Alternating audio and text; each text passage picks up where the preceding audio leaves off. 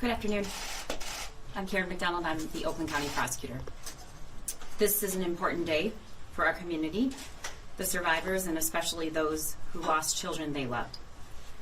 The individual who committed the shootings at Oxford High School pled guilty to all charges this morning, including terrorism. We are not aware of any other case anywhere in the country where a mass shooter has been convicted of terrorism on state charges. No one has ever been convicted of similar charges under these circumstances, an act of targeted violence like this. The pleas today were also important because it guarantees that every person who was in Oxford High School on that day will have a chance, if they want to speak in their own words about how this has affected them. This is the first time ever that all of the victims, including those who were terrorized, will have that opportunity. That's why the decision to charge the shooter with terrorism and the plea today are so important. I've just come from meeting with the victims who were in court today. This is the first time they've heard the shooter, in his own words, detail how he obtained the weapon. I want to be very clear.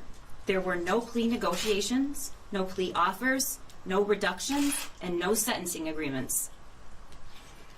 I want to thank also everyone who has worked very hard to get us where we are today, particularly the Oakland County Sheriff, Mike Bouchard, sitting to my right, and all of his investigators, including the two detectives, Detective Tim Willis and Detective Joe Bryan, and all of the responders on November 30th. I've just recently been told that there were more responders on that day than in any other mass shooting. People came from everywhere in the county to help.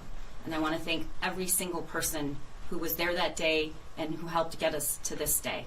I also want to thank our county executive, Dave Coulter, who's also standing here, and our entire board of commissioners. As a county, our elected leaders, the sheriff and I, we all worked together to make sure that we could get to this day. When a school shooting happens, we all agree that we can never allow it to happen again. But it does.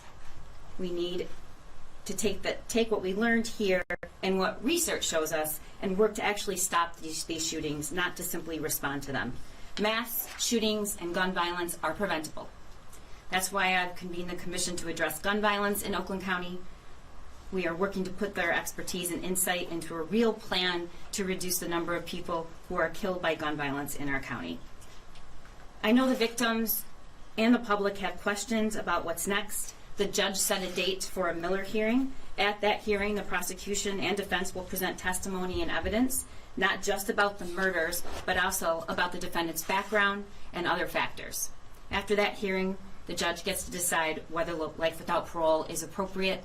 It's too soon at this moment to know whether or not that hearing will take place, but there is a tentative date. I now would like to bring up our Oakland County Sheriff, Bouchard. Well, thank you.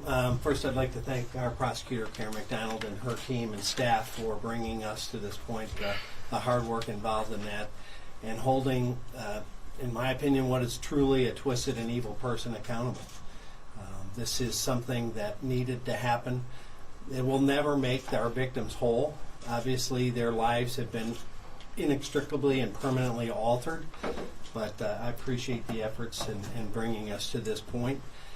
From my point, I hope he gets life without parole. He has permanently taken lives away from 4 lovely souls and has permanently affected many, many more. I'd also like to thank, as the prosecutor did, our first responders that went that day and my deputies that went in that building. Everybody that went to that high school was awarded the Oxford pin, and on that pin it has 4 stars for our 4 lost souls. And in the middle of the Oxford O is the number 18. That's how many rounds he had left. And it's my belief that he would have fired every one of those had he not been interrupted by deputies going immediately in. And when you compare it against Parkland or Uvalde, you obviously see the difference. So to all of the first responders that went there and were absolutely determined to go in and did go in immediately, that 18 makes the difference. And so thank you to them, to our executive, the commissioners, for supporting this effort to get us here today. And they need to be held accountable. there's nothing more I can say about that individual than he's evil. And I appreciate the fact that we're at this point, and hopefully at least a small part of today is that the victims don't have to go through the heartbreak of the testimony and the evidentiary presentation of all the stuff that happened that terrible, terrible day. Well, thank you. I'll be brief. Good morning, everybody. Look, this is just one day in a long and difficult road to justice for the victims, but it's my hope that this guilty plea will bring some relief to those victims, to their families, and to the extended Oxford community. I want to commend the Oakland County Sheriff and Prosecutor's Office for what I think is the remarkable work they did on that day and since then to get us to this point. It truly has been remarkable. This morning I had the opportunity to talk to some local Oxford leaders, and working with them and Sheriff Mike Bouchard and Prosecutor Karen McDonald, we're going to continue to do everything that we can to support the community in this time of healing. The Resiliency Center that we stood up will remain open and available to provide residents with the mental health and other resources that they need for as long as they need. But we're not done yet. An independent investigation is underway, and we'll continue to support those efforts as well so that we get a full accounting of what happened on November 30th. That's what the victims are entitled to, and that's what we're committed to. So thank you very much. I'll take brief questions. Prosecutors, you heard the shooter plead guilty to 24 counts right in front of you. Could you share what was going through your mind at that time, and what steps will you be taking to pursue a sentence of life without parole? What's going through my mind is what's going through my mind every single day. We sit and talk with victims, parents who had their children murdered, parents whose children were injured, and then children and everybody in that building that day that will never be the same. So I was thinking about the people sitting behind me. And as far as life without parole, if you'd answer that as well, would you be pursuing that? It's too soon to tell. We do have a date set, and I'm going to follow the law, which is to consider all the factors. But again, today, as I was talking to the victims, what we're really trying to do is just take a moment and process what happened, and then move forward from there. Will Yes. the plea impact sentencing, though? Can he get out? Will he be able to get out at some point? Again, that seems highly unlikely. However, it's just too soon to tell. His defense attorney But said, to be clear, he is facing life without parole on all of those charges, and we are going to follow the law with regard to what sentence we'll his request. attorney said he was remorseful at that time, although we didn't see any emotion from him whatsoever. Did you feel there was any remorse, or what do you think about that? I can't comment to what his motivations or feelings are. Can you explain to us more about a Miller hearing? What exactly is that? We're happy to provide the case law for you. When a juvenile is charged and convicted with capital offenses, he's entitled to a certain hearing, and that's what the law provides. The shooter said in court today that his parents bought the weapon and that it was in an unlocked container. Is that going to be used in the case against the parents?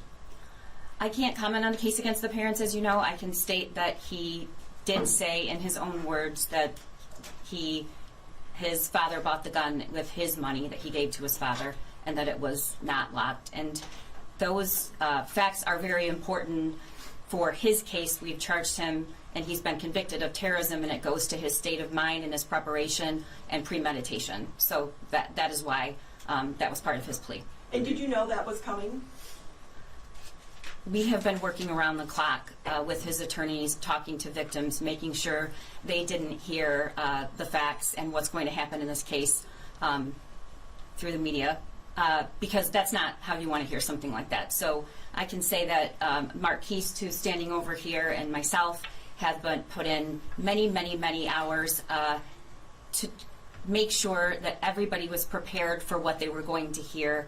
The trauma of just being in the same courtroom is immense for these individuals. Is it still possible any school officials could be charged when Ethan pled guilty to, among other things, having the weapon in his backpack?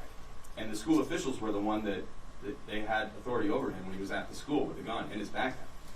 We've looked at all the evidence and we've issued all the criminal charges that we think are appropriate at this time. So Has there been any discussion with federal authorities related to possible additional gun crimes?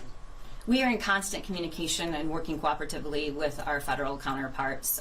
Again, the people standing up here have done a wonderful job of working together, and not just the people up here, but also in our federal other counties as well.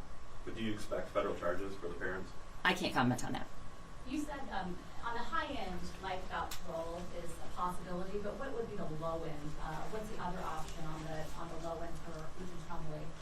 You know, it's too soon to tell. We don't have that information, but I do want to point out though that this is really an important day for the over thousands of people in that community, for the kids in that school, for the parents. Today is about some small closure that this is not going to be a trial. And he pled as charged to all 24 counts. And so, you know, I sat with victims, and this is hard for them. It's emotional, but it's a step forward, and we're relieved. One more question. Were the victims' families anticipating a trial, or were they glad that it didn't happen?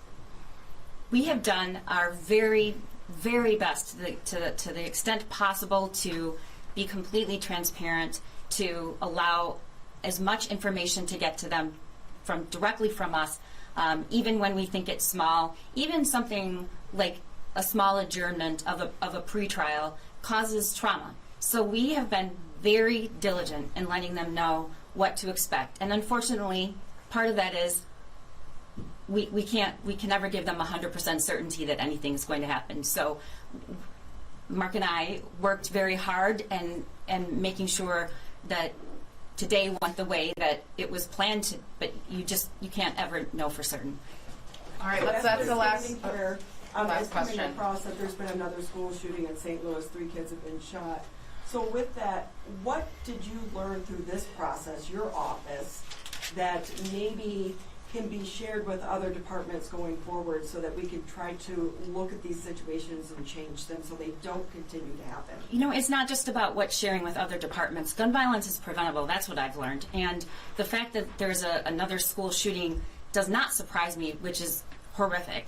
We need to keep the public and inform the public on how we can prevent gun violence. It is preventable. It is why I convened the commission, and we should never, ever allow that to be just something we have to live with. Thank you. All right. Thank you. Thank you.